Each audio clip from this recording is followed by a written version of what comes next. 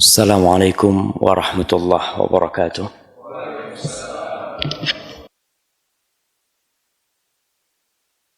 Alhamdulillah alladzi bini'matihi tatimmus salihat. Segala puji bagi Allah Jalla Jalaluh, karena memang hanya Dia yang pantas dipuji, hanya Dia yang layak untuk dipuja. Karena kebaikannya, karena nikmatnya, segala hal yang kita inginkan bisa terlaksana. Maka sekali lagi tiada yang pantas untuk dipuji melainkan hanya Allah Jalla Jalaluh. Allahumma salli wa sallim wa zid wa barik wa an'im ala habibikal mustafa wa nabiyyikal mujtaba nabiyina wa sayyidina Muhammad. Ya Allah, semoga salawatmu, semoga salam, berkah dan nikmatmu senantiasa kau curahkan untuk hamba kekasihmu, untuk baginda Nabi kita Muhammad sallallahu alaihi wasallam, manusia terindah yang pernah Allah ciptakan, manusia termulia yang pernah menginjakkan kakinya di muka bumi ini, Nabi kita Muhammad sallallahu alaihi wasallam. Dan semoga salat itu bersambung untuk keluarga beliau, untuk istri-istri beliau, untuk putra-putri beliau, dan untuk seluruh sahabat Nabi, yang terutama untuk Abu Bakar As-Siddiq, untuk Umar bin Khattab, untuk Uthman bin Affan, dan untuk Ali bin Abi Thalib radhiyallahu ta'ala anhum ajma'in. Amma ba'd.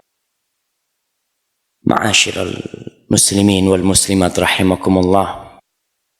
Subhanallah, pagi hari ini kita berada di Masjid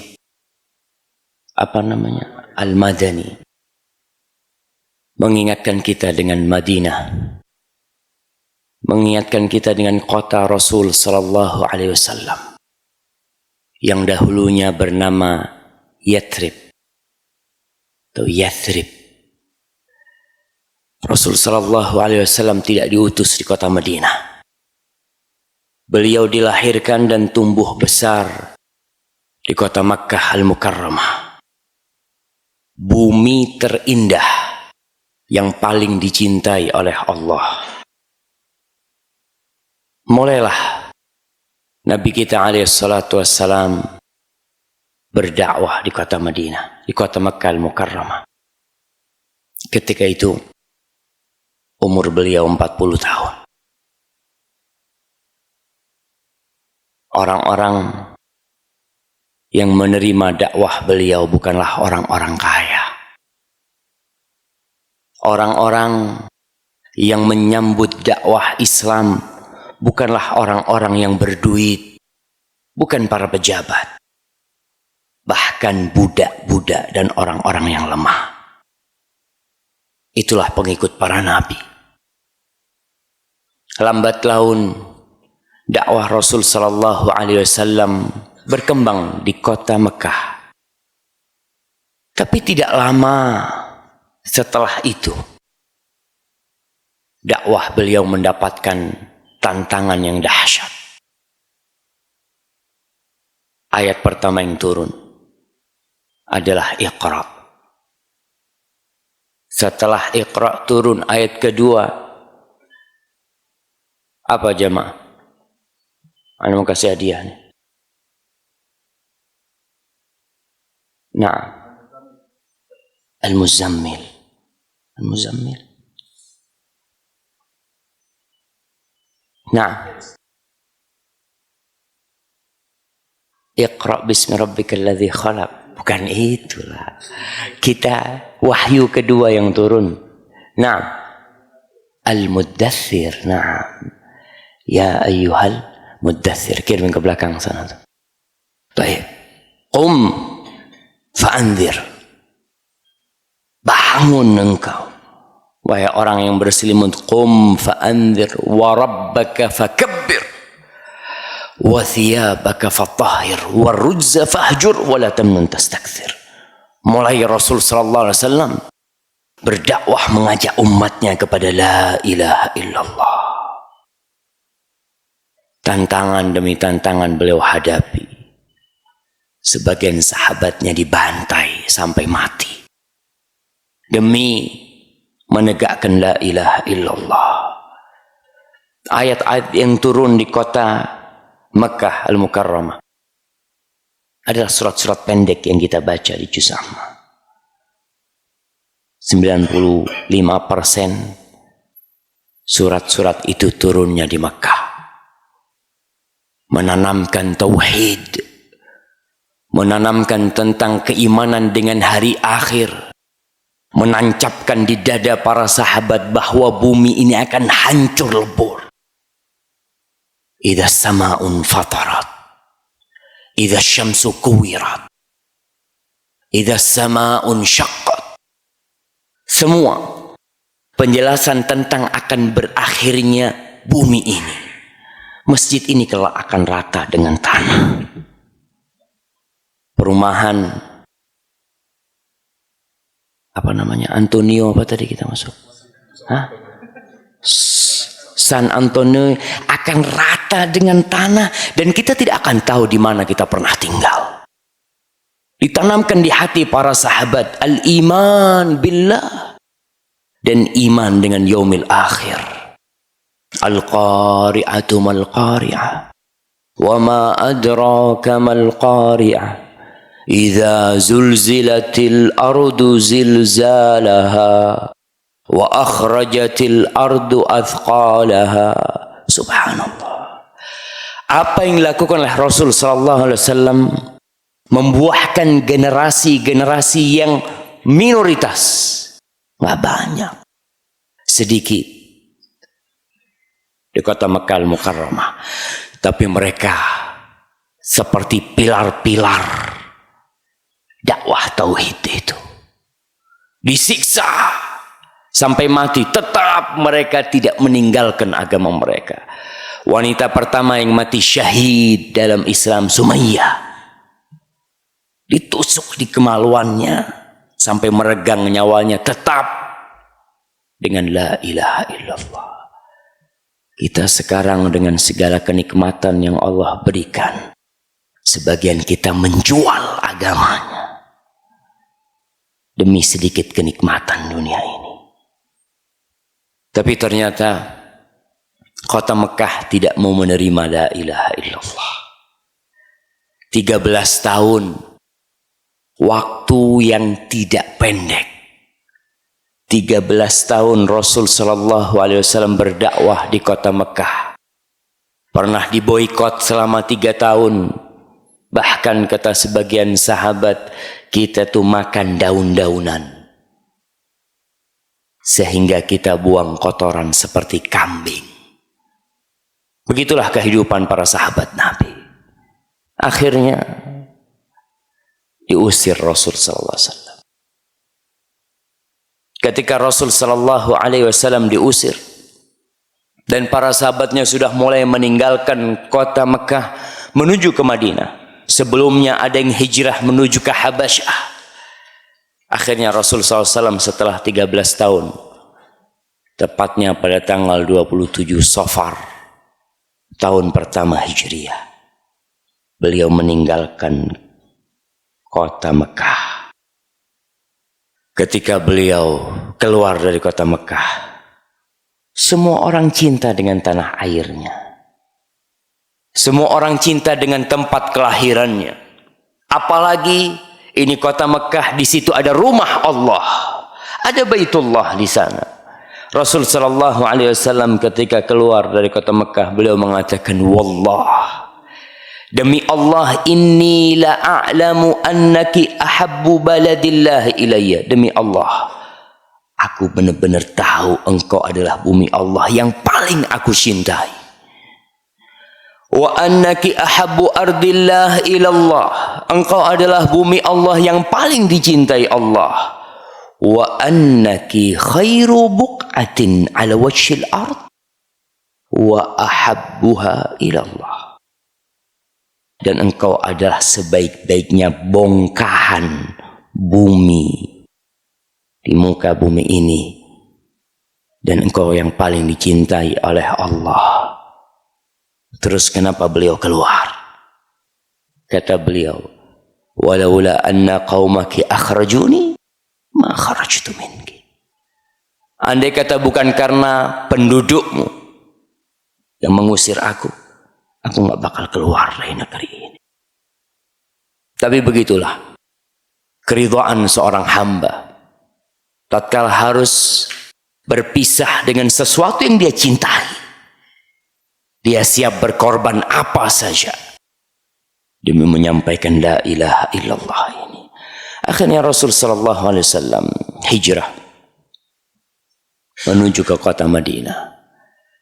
Dalam perjalanan itu beliau dikejar-kejar, bahkan pengumuman sayembara, barang siapa yang bisa mendatangkan kepala Muhammad sallallahu alaihi wasallam dan Abu Bakar dapat 100 ekor onta tiap kepala. Beliau berjalan, dikejar-kejar, nggak tidur nyaman, tidak seperti kita sekarang ini. Sampai kota Madinah. Singkat cerita, mulailah Rasul sallallahu alaihi wasallam di kota Madinah membentuk masyarakat madani. Seperti masjid kita. Apakah masjid ini bernama Madani hanya sekedar nama tanpa arti? Atau memang benar masjid ini berkiblat kepada kota Rasul sallallahu alaihi wasallam? Ingin menumbuhkan masyarakat seperti masyarakat yang dibentuk oleh Rasul sallallahu alaihi wasallam. Mulai Nabi menata kota Madinah sallallahu alaihi wasallam. Mayoritas belum, masih minoritas. Sedikit jumlah mereka. Para sahabat yang hijrah dari kota Mekah ke kota Madinah, sebagian tidur di masjid. Nggak tidur di rumahnya. Kenapa mereka tidak tidur di rumah? Nggak punya rumah. Rumahnya ditinggal di kota Mekah. Diserahkan kepada orang-orang kafir semuanya. Demi la ilaha illallah mereka siap tidur di masjid. Rasul sallallahu alaihi wasallam sampai kota Madinah nggak punya rumah dan para sahabat tidak membangunkan rumah. Rasul sallallahu alaihi wasallam singgah di rumahnya Abu Ayyub Al-Ansari. Kemudian pertama bangunan yang beliau bangun adalah masjid. Dari situ bermulanya dakwah Islam ini. Dari rumah Allah. Baru setelah itu beliau bangun rumahnya. Kita lebih sering bingung dengan rumah kita. Memperluas rumah kita. Membesarkan rumah kita. Masjidnya dibiarkan terbengkalai. Kadang kala umat Islam nggak punya masjid. Masjidnya numpang, pinjem. Suatu saat mungkin mereka diusir dari masjid itu, bisa jadi. Rasulullah SAW yang pertama dibangun adalah masjid. Mulai ditata kota Madinah. Di tengah-tengah kota Madinah ada orang-orang musyrikun. Ada orang-orang Yahudi yang memiliki kekuatan besar di kota Madinah. Mereka memiliki benteng-benteng yang tak terteroboskan. Ada Banu Qainuqa, Banu Nadir. Kemudian ada Banu Quraidah. Tapi Rasul tata. Sedikit jumlah beliau pada waktu itu bersama beberapa sahabatnya. Tapi ternyata yang sedikit bisa menguasai. Bisa mengatur. Bisa membuat masyarakat Madinah tunduk kepada la ilaha illallah. Mulai dakwah Islam disebarkan. Terjadi peperangan pertama. Karena kita tahu selama di kota Mekah nggak ada peperangan. Itu hikmah dalam berdakwah. Ketika engkau kecil, jangan mau mati konyol. Ya, Allah bakal bantuin kita. Nah, tapi tetap butuh perhitungan. Allah tidak mengizinkan kaum muslimin berperang di kota Mekah. Sampai hijrah ke kota Madinah.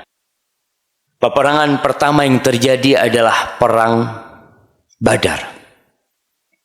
Pertanyaannya, kapan terjadi perang Badar dan berapa melawan berapa? Ana kasih hadiah. Nah, tahun berapa? 2 Hijriah. 300 lawan 1000, Masya Allah. Kirim ke belakang. Nah, 300 lawan 1000. Kita ini dalam kondisi sekarang lemah. Perlu kita mengingat sejarah. Di dalam sejarah itu ada api yang dapat membakar nyali. Ada api yang membuat kita meninggalkan tempat tidur kita. 300 ya mah lawan 1000. Mana yang menang? Yang mana yang menang ya mah? 300 yang menang. Persiapan mereka sama sekali nggak ada. Mereka keluar dari kota Madinah bukan untuk perang, untuk menghadang kafilah dagang. Tapi ternyata Allah pertemukan mereka dengan pasukan perang. Dan terjadilah apa yang terjadi pada bulan Ramadan, pada tahun kedua dari hijrahnya Rasulullah SAW. Kaum muslimin pulang membawa kemenangan. Kemudian bangsa-bangsa kafir Quraisy, mereka tidak ridha dengan hal itu. Setahun kemudian, mereka datang dengan pasukan yang lebih besar untuk menyerang kota Madinah, untuk menyerang masyarakat Madani di sana, untuk menyerang Rasul Sallallahu Alaihi Wasallam dan membumi hanguskan kota Rasul SAW. Berapa pasukan yang dibawa? Dan berapa melawan berapa? Kemudian siapa yang menang? Jamaah, mana nih masyarakat Madani? Nah, fadhal. 10.000 melawan 1.000. Nah, betul, tapi bukan untuk pertanyaan ini ya, Ma. Nah, ada kejadian peperangan yang 10.000 melawan 3.000, tapi bukan ini. Mana nih yang mau jawab? Kita ini jangan cuma ngelihat berita Novanto, berita ada, nggak nambah kita beriman kepada Allah, nggak nambah kita dekat sama Allah. Tapi kita terus mengikuti, insya Allah. Kapan kita membaca tentang diri kita supaya tahu inti itu siapa sih? Inti kenapa ada di sini? Oh, ternyata ana berasal dari dulu tuh, dari perang Uhud. Antum tahu kejadian perang Badar. Ketika 300 melawan 1.000, Rasul Sallallahu Alaihi Wasallam itu berdoa memohon kepada Allah. Beliau mengatakan dalam doanya, Allahumma intuhlak hadhil isabah.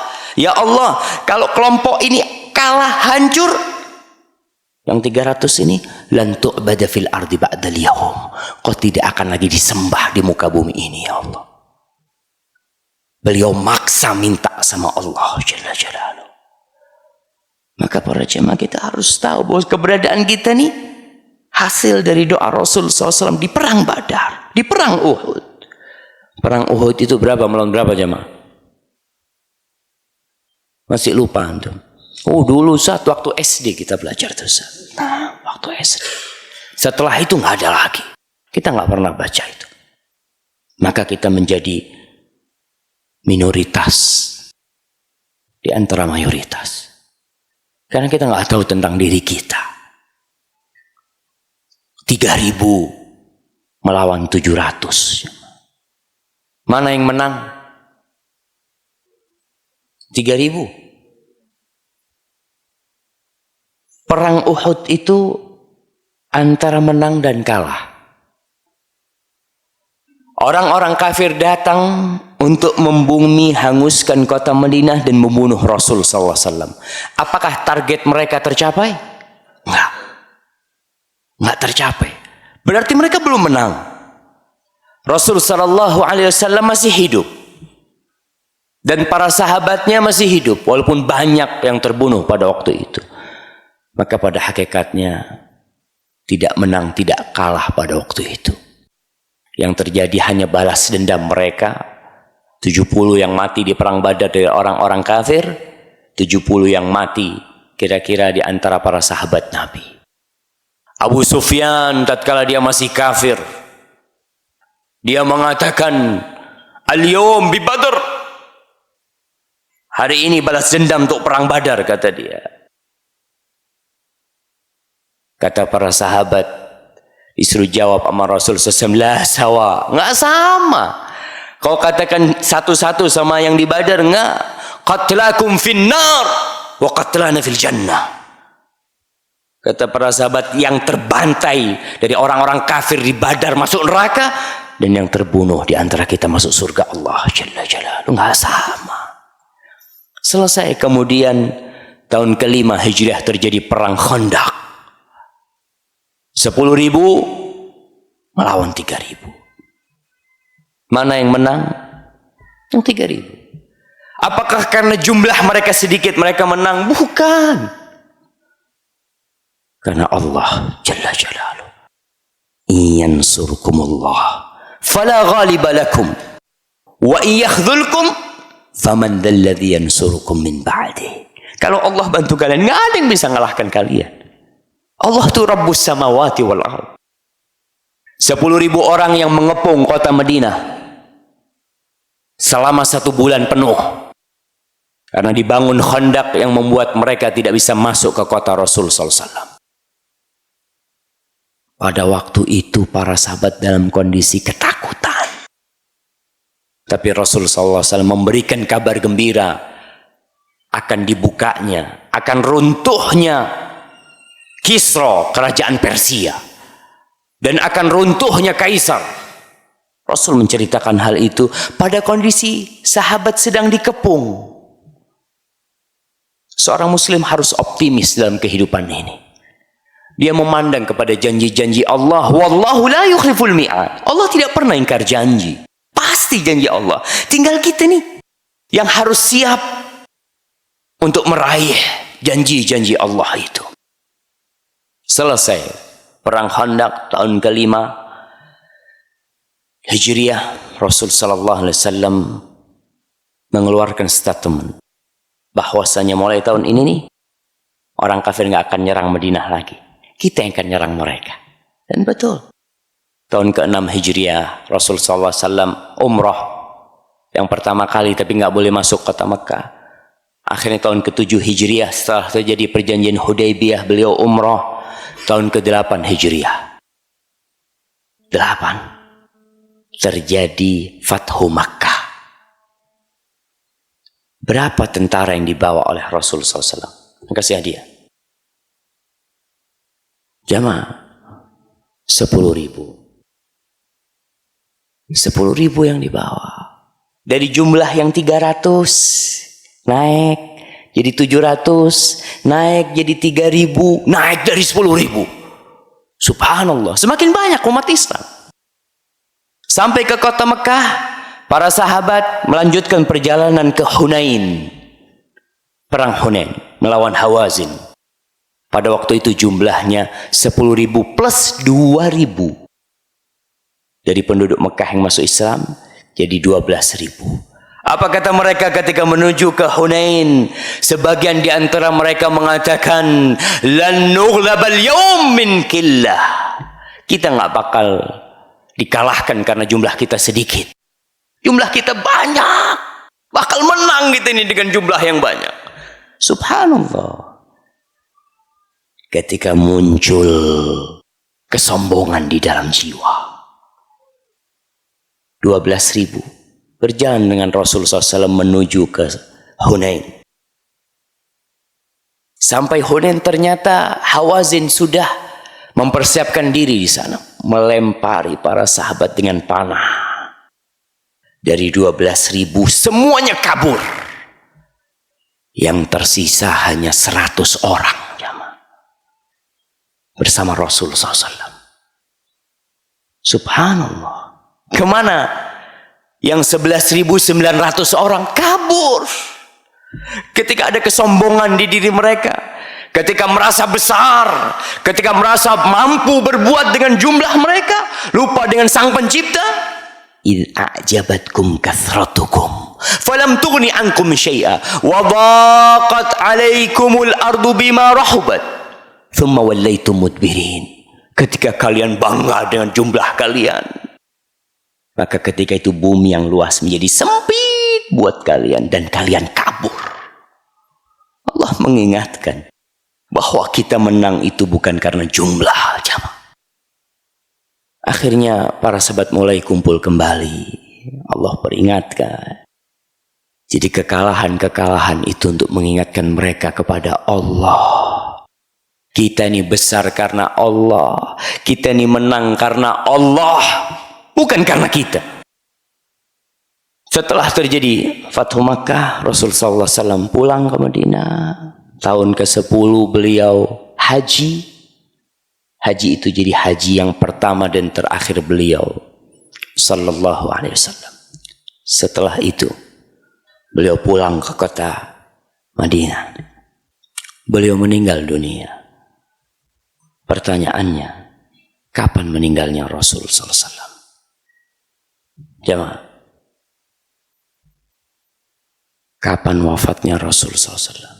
Udah jawab barusan antum, jangan jawab lagi, nggak boleh. Yang belum jawab nih. Nah, tahun berapa tuh? Tahun 13, 12, 11 Hijriah. Jamaah, kita nih bulan Rabiul Awal nih, itu bulan wafatnya Rasul SAW. Kalau lahirnya Rasulullah SAW terjadi khilaf di antara para ulama. Ada yang mengatakan di bulan Ramadan, ada yang mengatakan di Safar. Karena memang pada waktu itu mereka tidak memikirkan tanggal lahir. Antum lihat nenek moyang kita. Antum tanya sama kakek, kek, kapan antum lahir, kek? Waktu itu Belanda masuk Surabaya. Tanggal berapa? Tidak tahu. Mereka nggak ada pikiran mau menghafalkan.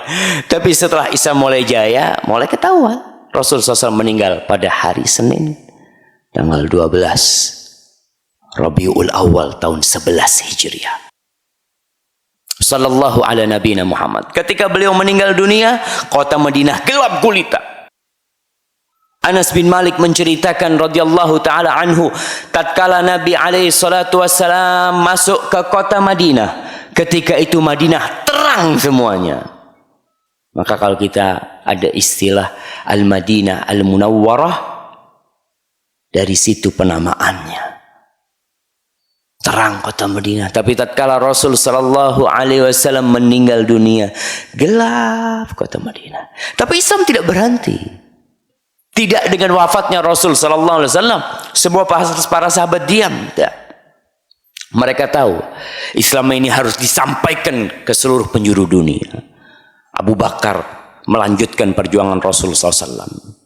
Umar bin Khattab, Uthman bin Affan, Ali bin Abi Talib, Hasan bin Ali bin Abi Talib, Muawiyah bin Abi Sufyan. Terus sampai hari ini Islam terus ada. Rasul sallallahu alaihi wasallam mengatakan, la yablughanna hadzal amr ma balagha al-lail wan nahar. Agama ini akan sampai di mana ada malam dan di mana ada siang. Hatta la yabqa baitun min wabarin wala hajarin wala madarin illa dakhalahu hadzal din. Sehingga tidak ada satu rumah pun di muka bumi ini, baik yang terbuat dari kulit, terbuat dari tembok, dari batu, kecuali agama ini akan nyelonong masuk ke tempat dia. Bi'izzi azizin au bidhilli dhalilin. Dengan kemuliaan orang yang dimuliakan dan dengan kerendahan orang yang dihinakan. Izzan yu'izzullah bihil Islam wa dhullan yudhillu bihil kufra wa ahla. Kemuliaan yang Allah berikan kepada siapa? Kepada orang Islam.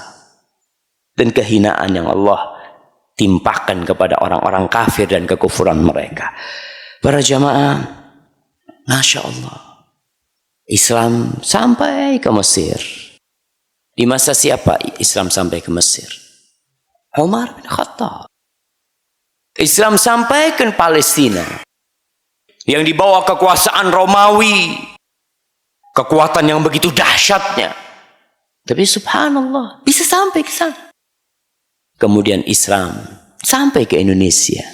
Tapi para jamaah, apa kiranya Masjid Al-Madani ini akan tetap ada sampai 50 tahun ke depan? Apa kiranya Masjid Istiqlal akan tetap jadi masjid sampai 100 tahun ke depan? Wallahu a'lam. Tidak ada jaminan dari Allah Jalla Jalaluh bahwasanya Islam di Indonesia akan tetap ada.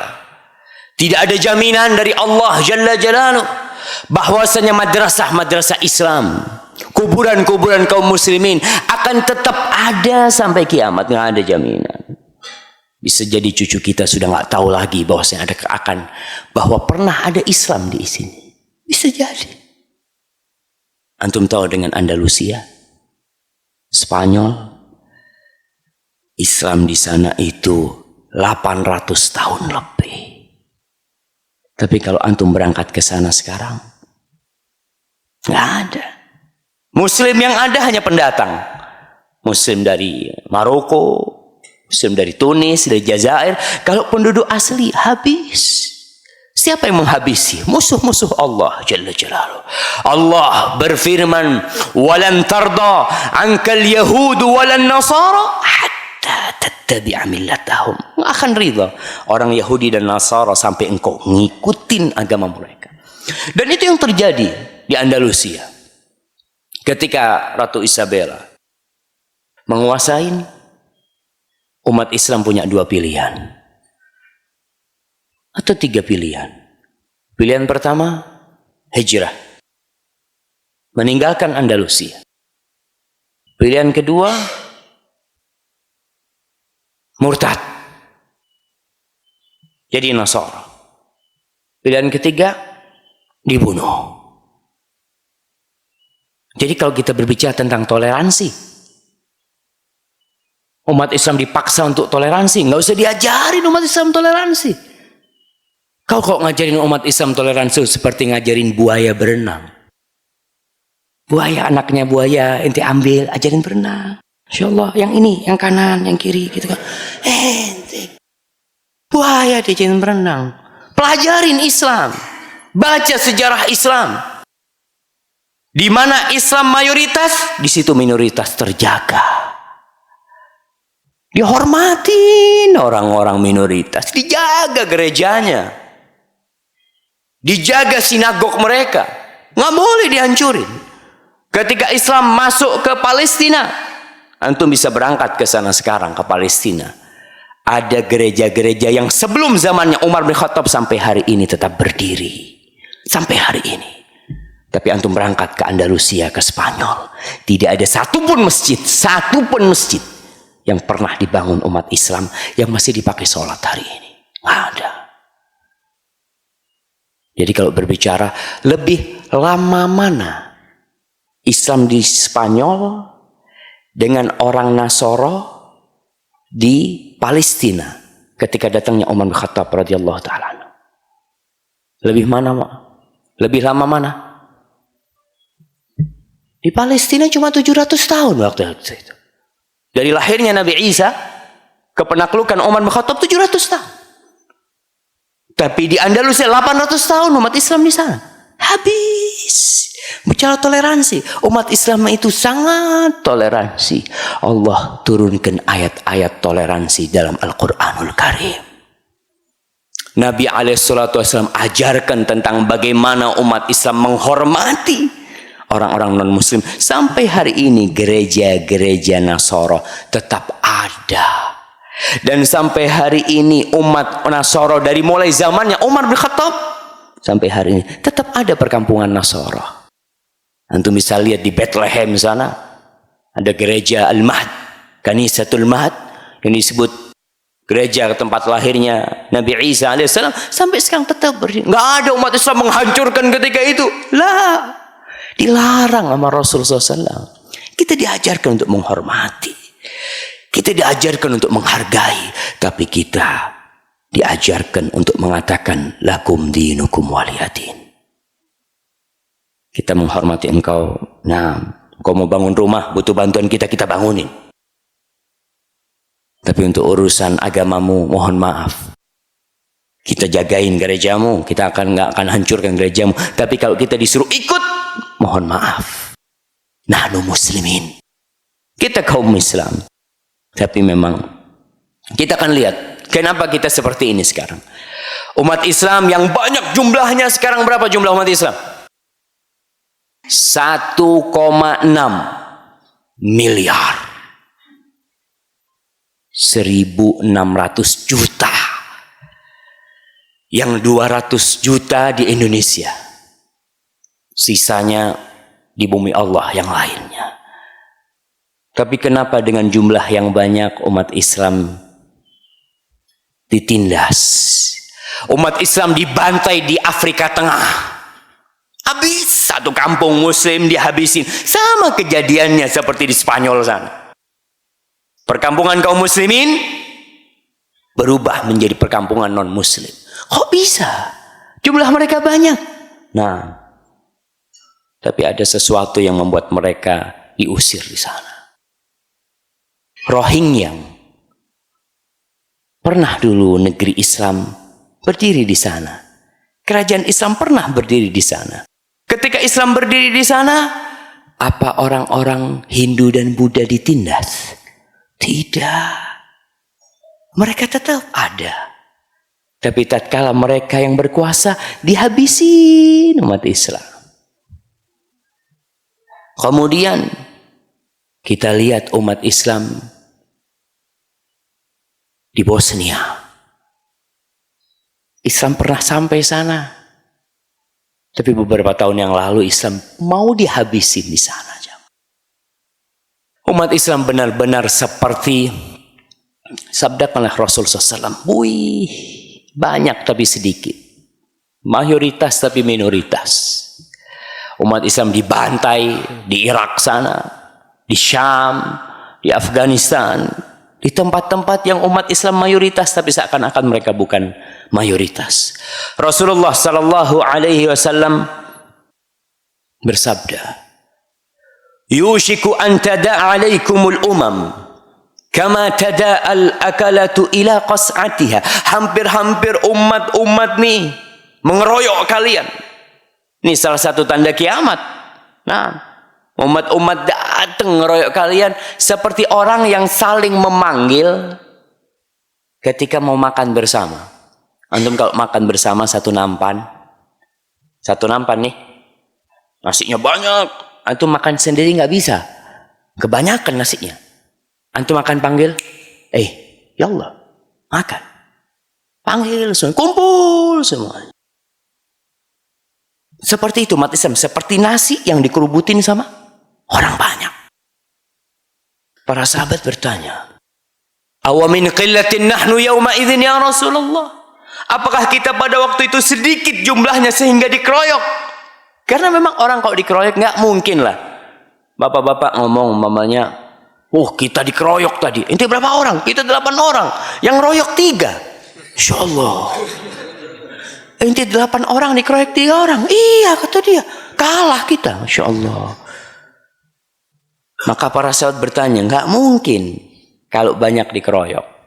Maka para sahabat bertanya, "Awa min qillatin nahnu yawma idzin ya Rasulullah sallallahu ala nabiyina wasallam." Apakah jumlah kita pada waktu itu sedikit sehingga kita dikeroyok sama mereka? Kata Rasulullah SAW, "Bal antum yawma idzin katsir." Jumlah kalian pada waktu itu banyak, katsir. Mayoritas kalian pada waktu itu. Walakinnakum ghutha'un ka ghutha'is sail. Tapi kalian seperti buih yang banyak ketika banjir itu banyak buih itu dibawa sama air. Nggak ada bobotnya. Nggak ada. KTP-nya doang yang Islam. Madrasahnya doang yang Islam. Tapi buih, banyak sekarang madrasah di mana-mana, masya Allah, sekolah-sekolah Islam. Tapi buih, kata Rasulullah SAW, kagutha'is sayil. Kenapa itu bisa terjadi? Kalau kita melihat ada penyebabnya. Rasul sallallahu alaihi wasallam menceritakan wala yanzi'annallaha min suduri aduwikumul mahabata minkum. Orang kalau jumlahnya banyak biasanya yang sedikit takut. Mau bertindak takut. Kita ini hati-hati di tengah-tengah mayoritas, tapi ternyata mereka nggak takut. Antum lihat di Indonesia. Di Indonesia. Kejadian di Tolikara. Berapa sih jumlah non-muslim di sini? 20%. 30%. Di Indonesia kita katakan. Tapi mereka berani melarang umat Islam untuk sholat Id. Subhanallah. Pemerintahnya muslim. Menteri-menterinya muslim. Subhanallah. Kok bisa mereka berani berbuat itu? Hudha. Kalian buih. Banyak muslim di mana-mana. Bupati-bupati muslim, gubernur-gubernur muslim, guru-guru muslim. Banyak jumlahnya. Tapi buih. Dan Allah akan cabut rasa gentar musuh kalian dari hati mereka. Mereka dulu takut sama kalian, nggak ada sekarang takut. Siapapun nggak takut mereka sekarang sama kita. Tidak diperhitungkan umat Islam, walau jumlahnya banyak, karena Allah sudah mencabut rasa takut musuh. Dulu, kalau kita bicara dulu nih, supaya kita tahu bagaimana musuh-musuh Islam takut sama Islam. Dengan keadilan Islam, ya, dengan kebijakan Islam, mereka takut. Ya tadi kita udah ceritakan bagaimana peperangan 300 melawan 1000, kemudian 700 melawan 3000, 3000 melawan 10.000, takut mereka. Ketika perang Yarmuk, umat Islam melawan Romawi yang jumlah mereka 200.000 tentara. Sedangkan umat Islam jumlahnya 50.000. Tentara? Bukan. Semuanya bukan tentara. Kita bicara tentara adalah orang yang memang latihan perang kerjanya. Yang 50.000 ini ada guru ngaji, ada petani, ada pedagang, berangkat mereka. Sedangkan yang 200.000 adalah prajurit perang Romawi yang memang dididik untuk perang. Tapi bisa dibayangin, yang 200.000 itu takut jemaah sama yang 50.000. Salah satu komandan mereka memanggil anak buahnya. Ini peperangan terjadi di daerah Syam, Yordania, Palestina, Libanon, dan Suriah. Daerah situ, daerah Yarmuk, terjadi peperangan itu. Banyak orang-orang Arab yang masuk Kristen, yang tinggal mereka di perbatasan dengan Romawi. Orang-orang Arab mereka. Maka dipanggil salah satu tentara yang Arab oleh panglimanya. Kata dia, udkhul ila mu'askaril qaum. Ente nyusup ke barisan mereka. Ente cari tahu nih. Kok bisa kita yang 200.000 keder menghadapi yang 50.000? Padahal orang-orang Islam, ya pakaian mereka, kita akan lihat bagaimana pakaian mereka nantinya. Tidak seperti pakaian pasukan Romawi yang lengkap dengan besinya semuanya sampai nggak kelihatan kecuali matanya karena ketakutan mereka. Kok bisa kita takut seminggu? Nanti ke sana lalu laporkan. Berangkat nih, nyusup. Wajahnya Arab, bahasanya Arab. Maka pasukan kaum muslimin nggak ada yang curiga sama dia nih. Berangkat dia malam hari. Dari maghrib ya, dari malam hari sampai subuh, dari pagi sampai maghrib lagi. Lalu dia laporan kepada panglimanya. Dia berkata kepada panglimanya, ana izin minum dulu jamaah.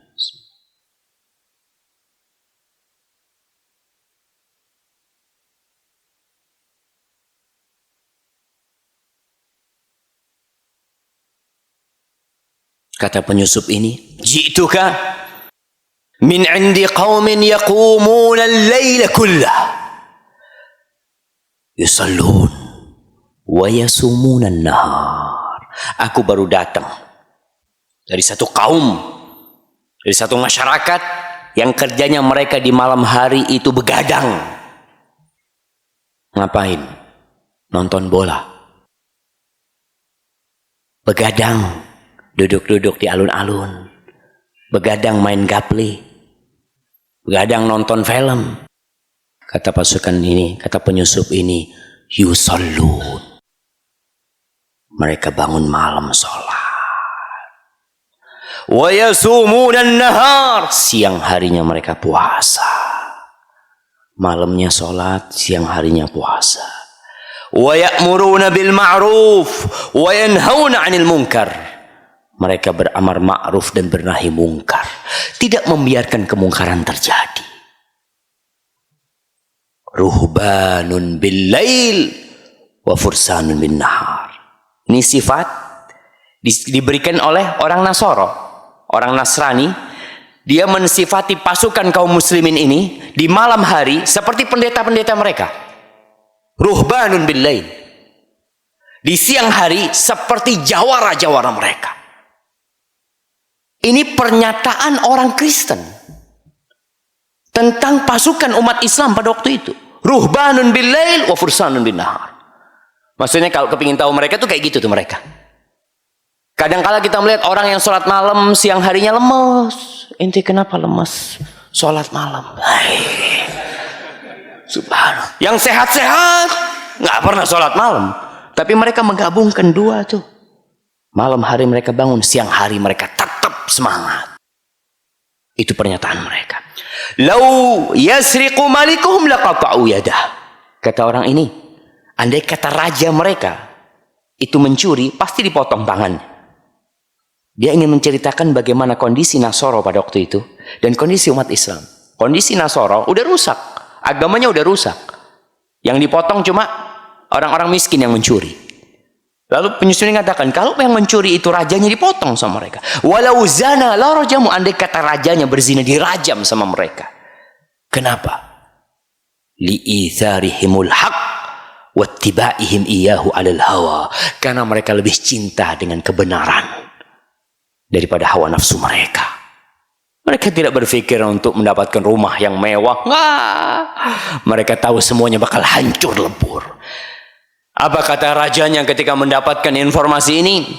La in kana haula'il qaum kama taz'um wa kama dzakart. Kalau benar yang kau sampaikan, la batnul ardi khairun min dhahriha. Perutnya bumi lebih baik daripada punggungnya. Kematian lebih indah daripada kehidupan bagi orang yang ingin memerangi umat Islam. Dan betul, peperangan terjadi 3 hari. 3 hari berturut-turut jamaah.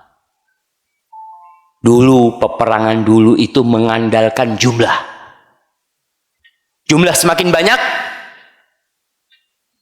menang. Karena yang ini mati, yang belakang masih hidup kayak gitu. Tapi ternyata 50.000 bisa mengalahkan yang 200.000. Tapi kenapa kita seperti ini sekarang? Jumlah kita mayoritas, tapi kita sedikit. Allah mengatakan, Nabi SAW mengatakan, wala yaqdhifannallahu fi qulubikumul wahn. Allah akan melemparkan di dalam hati kalian al-wahn. Maka dikatakan, ya Rasulullah, wa mal wahn? Apa wahn itu? Yang menyebabkan kita seperti buih yang nggak ada bobotnya sama sekali, yang musuh tidak takut dengan jumlah kita yang banyak. Qala hubbud dunya wa karahiyatul maut. Cinta dunia dan takut mati. Cinta sama dunia.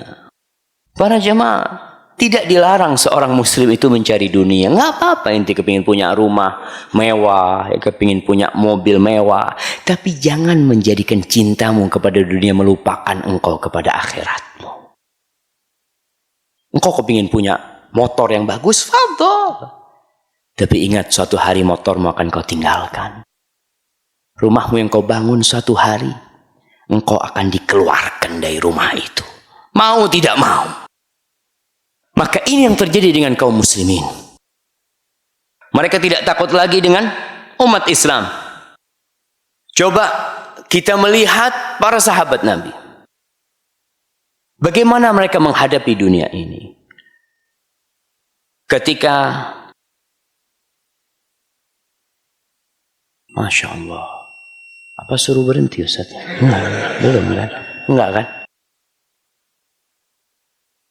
Ibnu Hibban menceritakan ketika perang Nahawan melawan Persia. Umar bin Khattab radhiyallahu taala anhu di kota Madinah terus berdoa. Memohon kemenangan kepada Allah.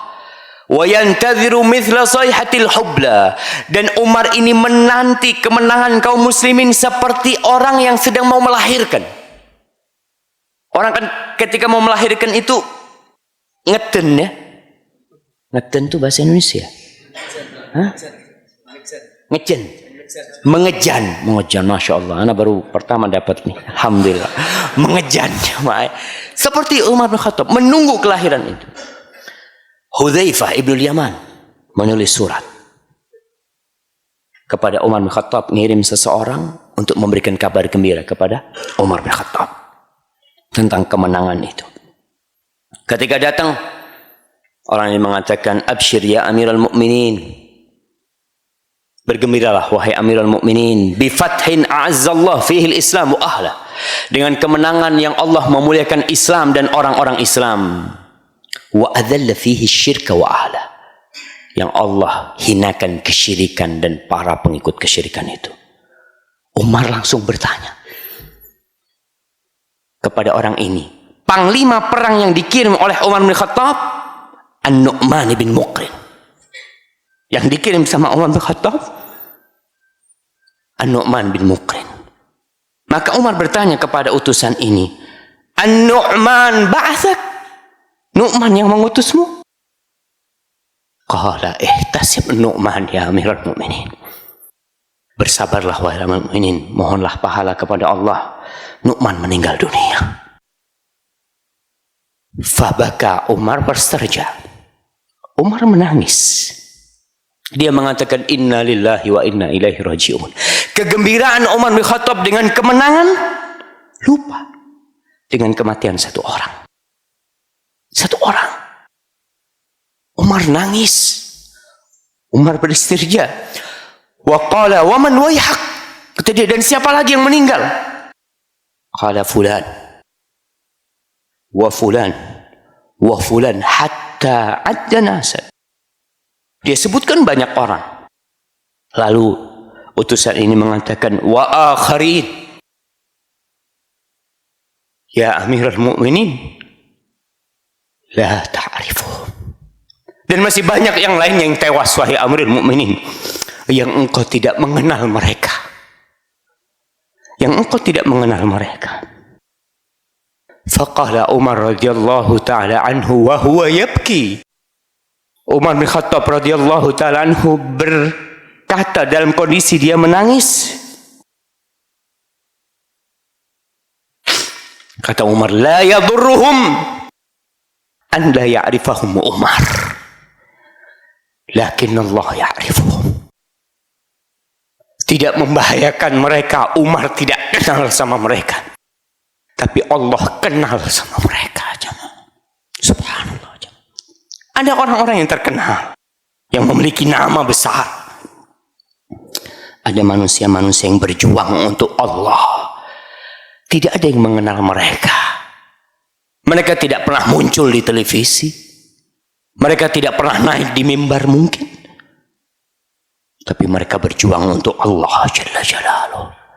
Dan ada orang-orang yang muncul di televisi. Muslim yang nama mereka senantiasa dicatat di koran-koran. Tapi mereka ghutha'un ka ghutha'is sail. Keberadaan mereka bukan untuk menegakkan Islam. Bahkan sebagian di antara mereka hanya berkedok Islam, menghancurkan Islam itu sendiri. Para sahabat Nabi, di antara mereka ada yang satu sama dengan 1000. Satu jamaah. Wahidun ka alf, nggak banyak.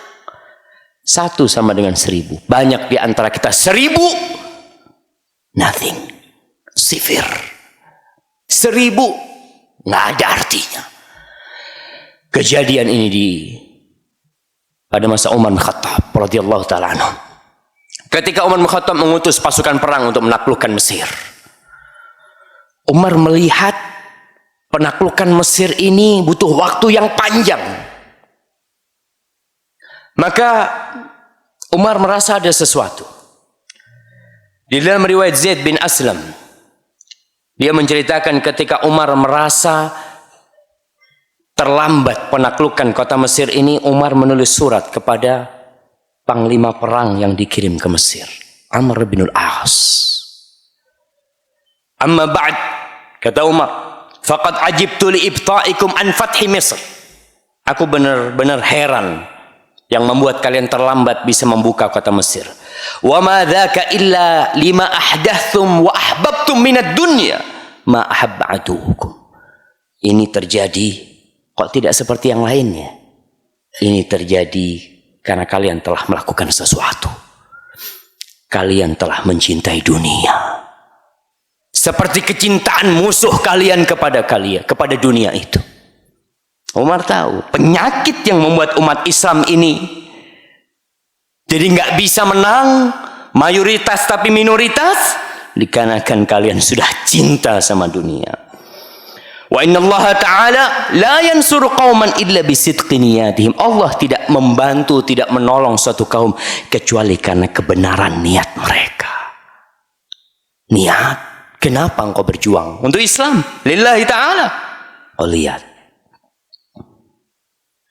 Waqad kuntu wajjahtu ilaika arba'ata nafarin. Aku telah kirim kepadamu 4 orang. Wa a'lamtuka anna ar-rajula minhum maqama alfi rajul. Aku kasih tahu engkau 4 orang itu 1 sama dengan 1000. Jadi aku kirim kepadamu 4000 jemaah. Dikirim 4 orang. Hanya 4 orang yang dikirim untuk membantu Amr bin As menaklukkan Mesir. Bukan pasukan 10.000, enggak, 4 orang yang dikirim Umar bin Khattab. Ala ma'arif, yang aku tahu mereka 1 sama dengan 1000, kata Umar bin Khattab. Illa ayyakuna ghayyarahum ma ghayyara ghayrahum. Kecuali mereka telah berubah. Mereka dirubah dengan kecintaan kepada dunia seperti yang merubah yang lainnya. Kalau sampai kepadamu suratmu ini, kumpulkan manusia. Bakar semangat mereka untuk berjihad dan bersabar. Dan majukan 4 orang ini. Supaya mereka lihat nih yang dikirim oleh Umar bin Khattab. 1 sama dengan 1000. Akhirnya setelah dimajukan mereka sholat 2 rakaat. Duha pada waktu itu dikatakan memohon kepada Allah. Dan Allah bukakan Mesir buat mereka. 1 sama dengan 1000. Kita belum tentu sekota Surabaya ini ada 100 orang muslim yang bisa diharapkan dari dia. Kita benar-benar kata Rasulullah SAW, buih seperti buih di lautan. Para sahabat adalah rijalun la tulhihim tijaratun wala bai'un an dzikrillah. Berdagang, fadhol, kau mau berdagang, mau berniaga, mau bekerja cari dunia, tafadhol. Para sahabat berdagang, sebagian di antara mereka kaya raya.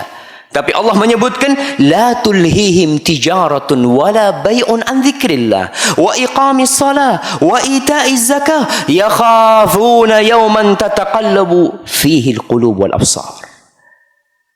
Mereka lelaki-lelaki yang tidak terlalaikan dengan perdagangan mereka, dengan perniagaan mereka dari zikrullah. Tetap mereka ingat sama Allah.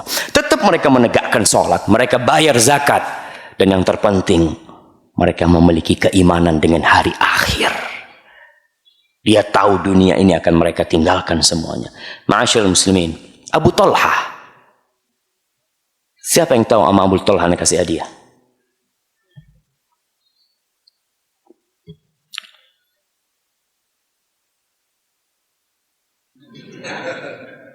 Jamaah,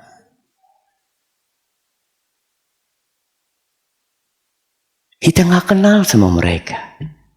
Kita kenal, anak kita tanya, kau kenal sama siapa? Oh, fulan, pemain-pemain bola dia kenal.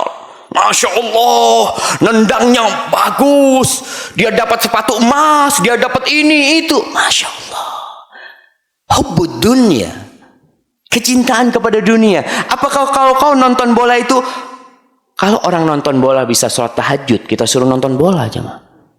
Ustaz, alhamdulillah Ustaz, anak sejak nonton bola itu tahajud anak semakin kenceng Ustaz. Masya Allah, bagus kau nonton bola. Tapi yang terjadi nggak ada jemaah. Abu Talha ini istrinya Ummu Sulaim.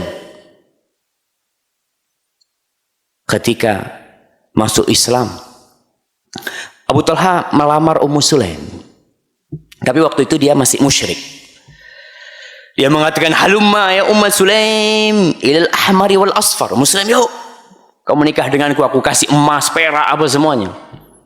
Apa kata Ummu Sulaim? Abu Talha ini orang baik, cuma dia musyrik. Ummu Sulaim mengatakan, ya Abu Talha mithluka la yurad. Orang kaya engkau mana mungkin bisa ditolak ketika melamar.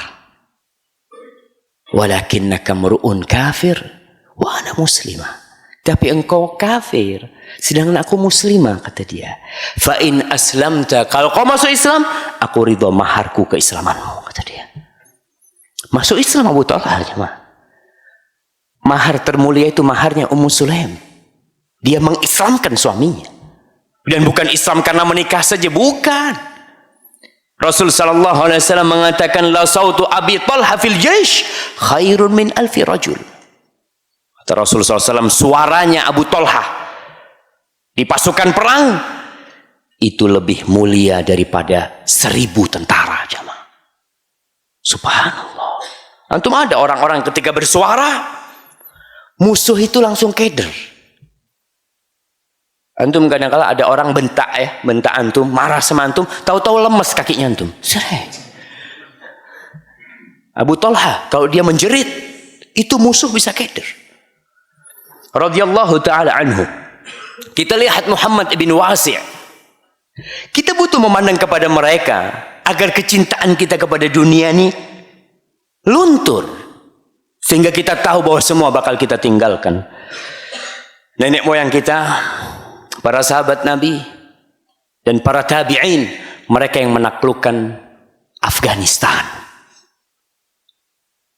Ketika itu panglima besar mereka Qutaibah ibn Muslim. Qutaibah bin Muslim ini badannya kekar, sampai dikatakan tinggi besar. Kalau dia masuk masjid kepalanya harus nunduk, karena lampu-lampu yang di masjid itu bisa keantem kepala dia, karena lampunya pakai minyak ya. Kan orang mesti naruh lampu yang bisa ngisi dia tanpa naik-naik. Qutaibah kalau masuk itu harus nunduk. Ketika itu dia membawa pasukan 100.000 jemaah. 100.000. Dari 50.000 di Yarmuk, jumlahnya bertambah. Jadi 100.000 ketika menaklukkan Kabul. Bersama Qutaibah bin Muslim, Muhammad ibn Wasi', salah seorang ulama dan ahli ibadah dari Kufah, ikut berperang. Tadi kita katakan pasukan kaum muslim itu bukan tentara saja. Bukan. Mereka alim ulama ikut dalam pasukan itu. Kita ingin tahu siapa nih Muhammad bin Wasi'. Muhammad bin Wasi' itu hampir nggak pernah kalau duduk bersandar. Untuk melihat yang bersandar nih, sampai merem biasanya kalau bersandar. Untuk coba lihat tuh yang bersandar. Kalau sudah bersandar, masya Allah, Bismillahirrahmanirrahim, amutu. Udah nikmat dia seperti itu. Dia duduk dalam kondisi dia khawatir terus. Faqala, kenapa kau nggak bersandar? Kata Muhammad bin Wasi', la yattaki illa al-amin. Orang itu bersandar kalau merasa aman. Ya.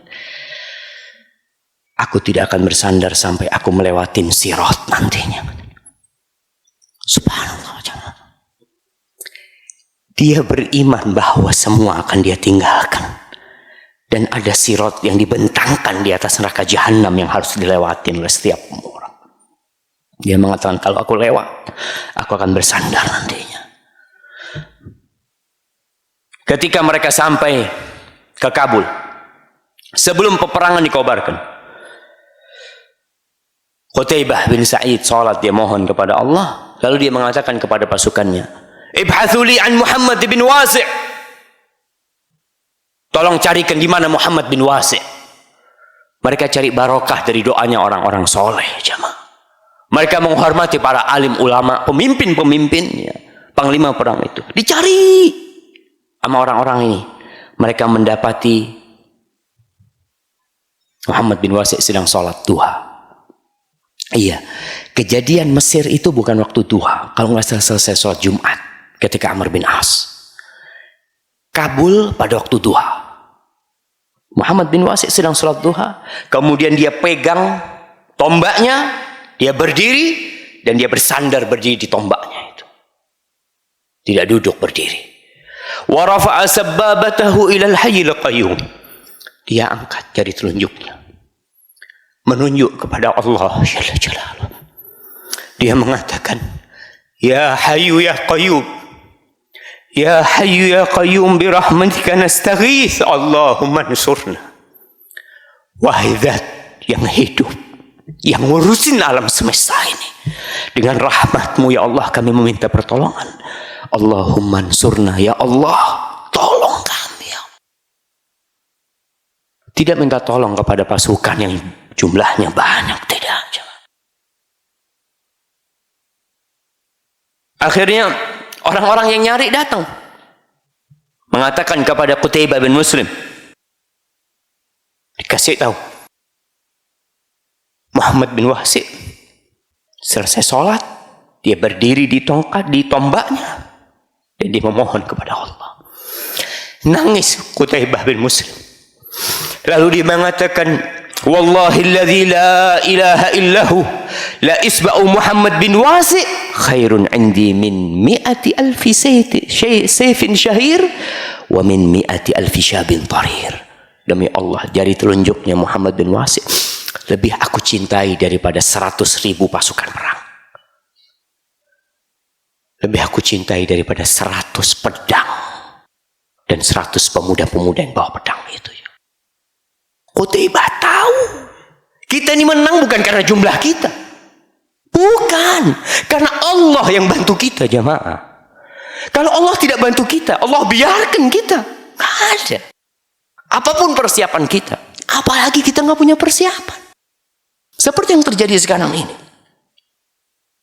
Ma'asyiral muslimin rahimakumullah, Rasul sallallahu alaihi wasallam mengatakan, wallahi mal faqra akhsha alaikum, demi Allah aku tidak takut kalian ditimpa kefakiran. Enggak. Wa innama akhsha an tubsatu alaikumud dunya. Yang aku takutkan dibukakan bagi kalian pintu dunia. Kemudian fatanafasuha kama tanafasu. Kalian berlomba-lomba cari dunia, sebagaimana orang-orang berlomba-lomba cari dunia. Kita cari dunia nggak apa-apa. Tapi kalau sudah berlomba-lomba, orang biasanya akan sikut sana, sikut sini, tidak akan mikirkan saudaranya. Fa'ahlakatkum kama ahlakatum. Kemudian dunia itu akan menghancurkan kalian sebagaimana telah menghancurkan umat-umat sebelum kalian. Dan itu yang terjadi dengan kita. Ali bin Abi Thalib radhiyallahu taala anhu, dia menceritakan, suatu hari dia kerja, Ali ini kerja di kebunnya orang Yahudi. Bayangkan Ali kerja sama orang Yahudi, ngambil air, nimba air, setiap satu timba dapat 1 butir kurma cuma. Sampai dapat berapa butir kurma udah cukup, Ali sudah makasih, dibawa. Ali berangkat ke Masjid Nabawi dengan sepenuh tangannya kurma. Kata Ali, faji'tul masjid, aku datang ke Masjid Nabawi. Fatala'a alaina Mus'ab bin Umair. Ketika aku ke masjid, tahu-tahu muncul Mus'ab bin Umair. Mus'ab bin Umair ini utusan Nabi yang pertama ke kota Madinah untuk berdakwah. Dia anak orang kaya. Ketika dia masuk Islam, diputus semua kenikmatan oleh ibunya. Fi burdatin lahu marqu'atin bi farwah. Mus'ab bin Umair pakai baju itu ditambal sama kulit jemaah, sama bulu-bulu, sobek-sobek bajunya. Para jemaah, para sahabat itu bajunya cuma 1 sebagian ada yang 2. Wa kana an'ama ghulamin bi Makkah wa arfah. Kata Ali, ini orang paling dimanja di kota Mekah. Orang paling nikmat hidupnya di kota Mekah. Falamma ra'ahu Rasulullah sallallahu alaihi wasallam, ketika Nabi alaihi salatu wasallam melihat Mus'ab bin Umair, dzakara ma kana fihi minan na'im. Nabi ingat dengan kenikmatan yang pernah dirasakan sama Mus'ab bin Umair. Dan ketika Nabi melihat kondisi yang sekarang ini, fadharafat aynahu alaih, Nabi menangis sallallahu alaihi wasallam. Thumma qala, lalu Nabi mengatakan kepada para sahabatnya, antumul yaum khairun am idza ghuddiya ala ahadikum bi jafnatin min khubzin wa lahmin. Kalian hari ini apa lebih baik dengan nanti itu, suatu hari ketika kalian dikasih makanan prasmanan, ya, kalian makan enak, ada roti, ada daging. Faqulna nahnu yawma idzin khair. Kita pada hari itu lebih baik tentunya Rasulullah SAW. Nukfal mu'nah wa natafarragh lil ibadah. Kita dicukupin, nggak perlu repot-repot bekerja, kemudian kita bisa fokus beribadah. Orang kan berpikir ketika kaya duit enak, aku sangat bisa fokus ibadah. Apa kata Rasulullah SAW?